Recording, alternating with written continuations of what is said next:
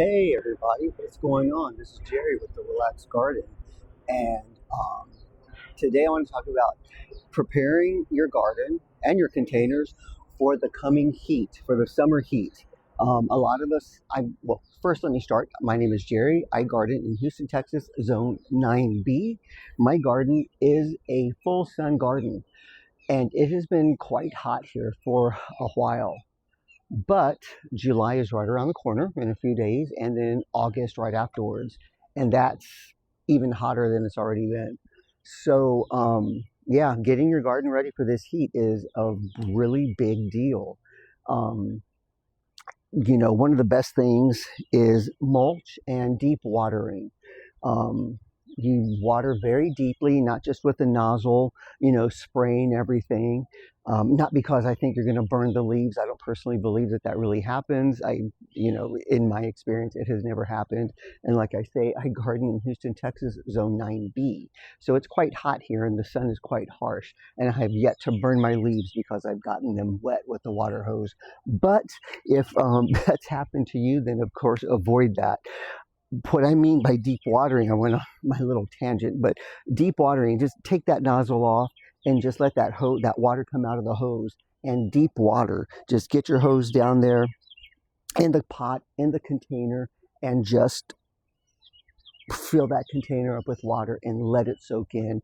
And oftentimes I will go back and do it a second time. The same thing goes with your flower beds, your garden beds.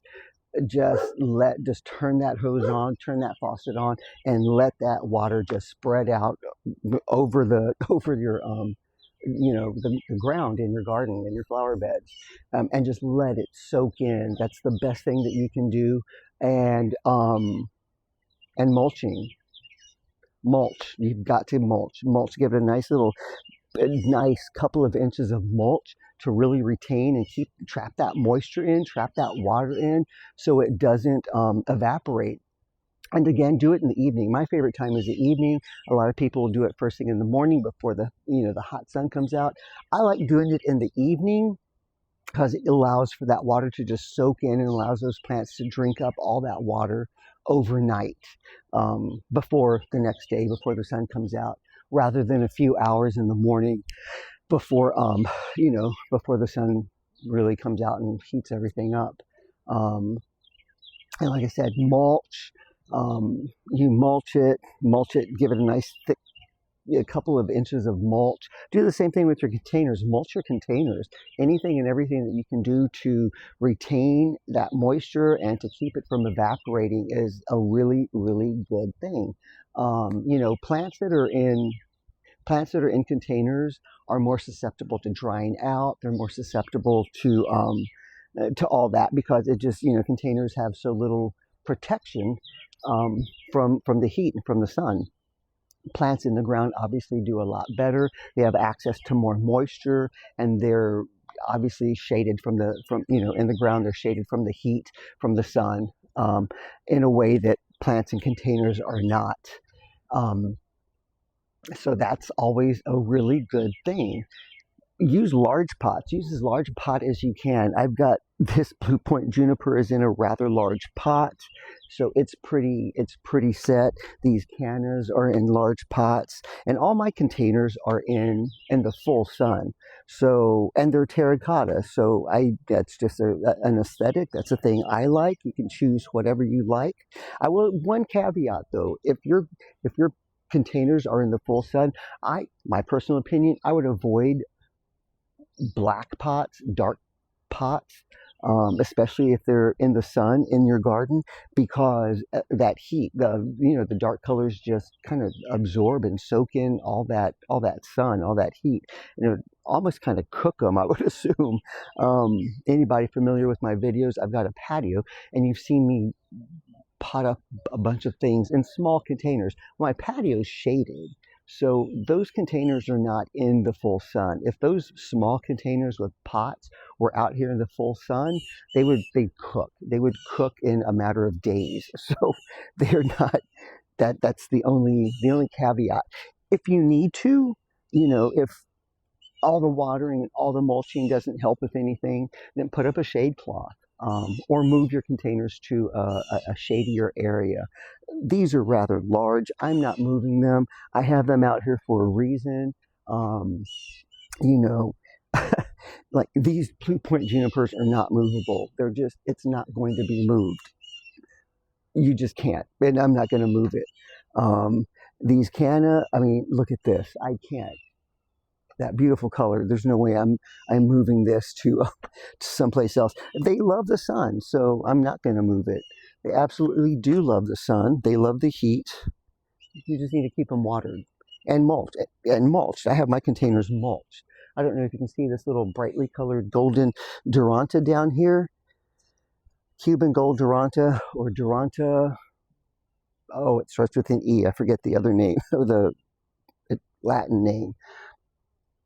But yeah, it's mulched, and I keep it watered. It's actually a plant that thrives in the sun, and that's another thing. Make sure that the plants you're using, and this goes not just for the heat, but for always, make sure that you're choosing plants for the right location, plants for your zone. I'm zone 9B.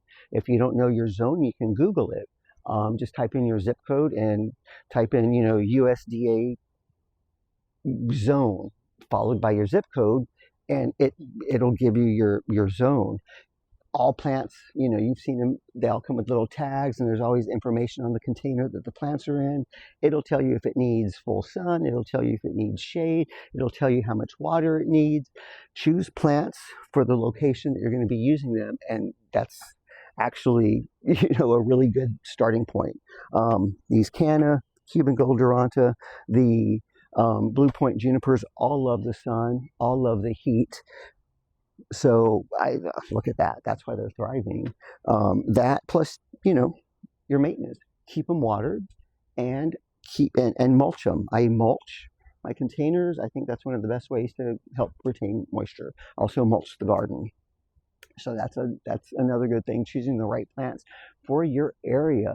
The larger the pot, the better. It gives more protection to the roots.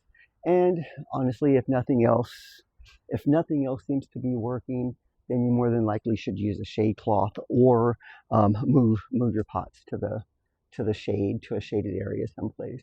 Sometimes that's just the only way around it.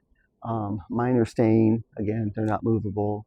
The garden has been mulched. I'll probably go back through here and give everything another layer of fresh new mulch, because that's just one of the best things you can do.